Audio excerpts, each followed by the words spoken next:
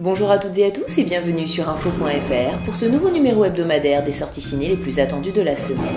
Résumé, bande-annonce et critique de la presse, voici les 3 films que nous avons retenus à l'affiche de ce mercredi 22 janvier 2014. Tout d'abord, 12 Years a Slave, l'histoire vraie d'un homme libre réduit à l'esclavage pendant 12 ans. Réalisé par Steve McQueen, ce film a reçu le Golden Globes du meilleur film dramatique et fait également figure de favori pour les prochains Oscars. Puis Le vent se lève, 11e et dernier long métrage d'animation de Hayao Miyazaki, et enfin Match retour de Peter Segal, qui réunit Sylvester Stallone et Robert De Niro, un film qui devrait réjouir les amateurs de boxe.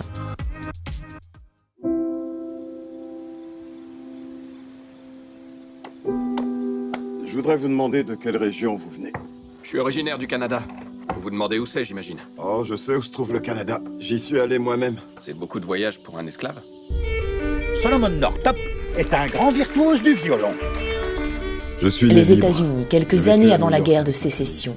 Solomon Northup, jeune homme noir originaire de l'État de New York, est enlevé et vendu comme esclave. Face à la cruauté d'un propriétaire de plantation de coton, Solomon se bat pour rester en vie et garder sa dignité.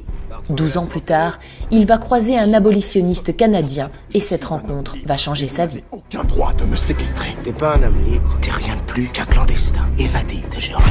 Selon elle, un film 5 étoiles, magistralement mis en scène par le cinéaste britannique, dont c'est seulement la 3e réalisation après Hunger et Shame. Un film qui regarde le passé droit dans les yeux et les lui fait baisser pour première.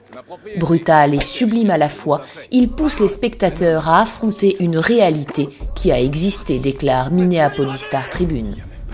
Malheureusement, le filmage est si conventionnel qu'on s'attend à trouver le nom d'un artisan hollywoodien au générique, selon les cahiers du cinéma.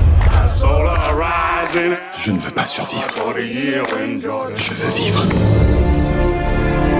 J'en étais sûr que tu cachais quelque chose. J'ai suivi les instructions. S'il y a un défaut, le défaut était dans les instructions. Dis-toi bien qu'on t'a amené ici pour travailler, autrement ça te vaudra 100 coups de fouet. Je sais ce que c'est que de faire l'objet des attentions du maître.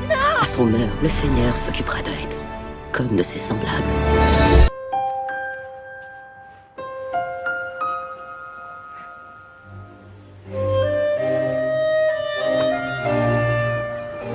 Jiro rêve de voler et de dessiner de magnifiques avions, mais sa mauvaise vue l'empêche de devenir pilote et il se fait engager dans le département aéronautique d'une importante entreprise d'ingénierie en 1927.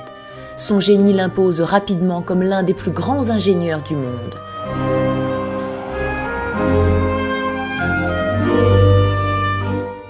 Un film somptueux pour Télécinéops, un mélange de tragédie, de comédie, de romance et d'apocalypse, le tout enrobé d'un lyrisme unique lié au réalisateur, déclare Financial Times.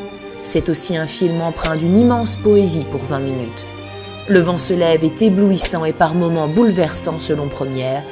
Pour conclure, Miyazaki ne pouvait mettre un point final plus beau à sa carrière pour Libération.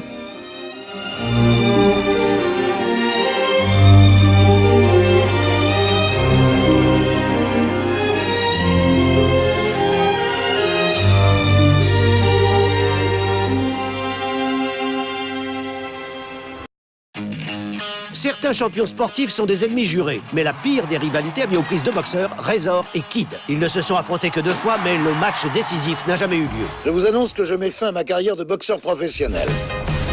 Il y a une boîte qui veut organiser le match retour officiel, ils vous paieront 100 000 $. Je ne peux pas être dans la même pièce que lui, ça vaut pas le coup.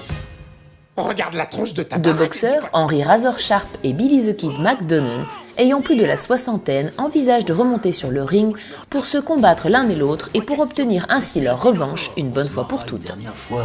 Je suis ton entraîneur, Mikey. Tu peux pas être mon entraîneur, peut-être que tu l'as bouffé, mon entraîneur. C'est l'heure de s'entraîner. Qu'est-ce qui m'a pris? C'est de la démence. Ah ouais? Donne-moi une seule raison. Tu es gras, tu as les genoux qui lâchent, tu es gras. Prends pas de gars avec moi, sois franc. Si l'un des deux va au tapis, est-ce qu'il peut appeler à l'aide pour se relever? L'idée du film se révèle presque humiliante pour Sylvester Stallone, 67 ans, et Robert De Niro, 70 ans, qui font ce qu'ils peuvent dans cette comédie au scénario téléphoné, critique le journal du dimanche.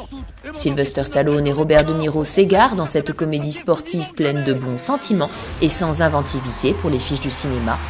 Enfin, pour Le Monde, le film repose entièrement sur un concept marketing bidon.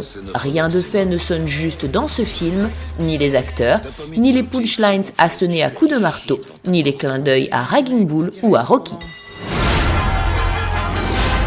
Hé, qu'est-ce que tu fous? On est juste venu s'acheter à manger. T'es pas forcé de taper sur tout ce que tu vois. Et bien voilà, c'est tout pour aujourd'hui. Merci à tous de nous avoir suivis et rendez-vous mercredi prochain sur info.fr pour les sorties ciné les plus attendues.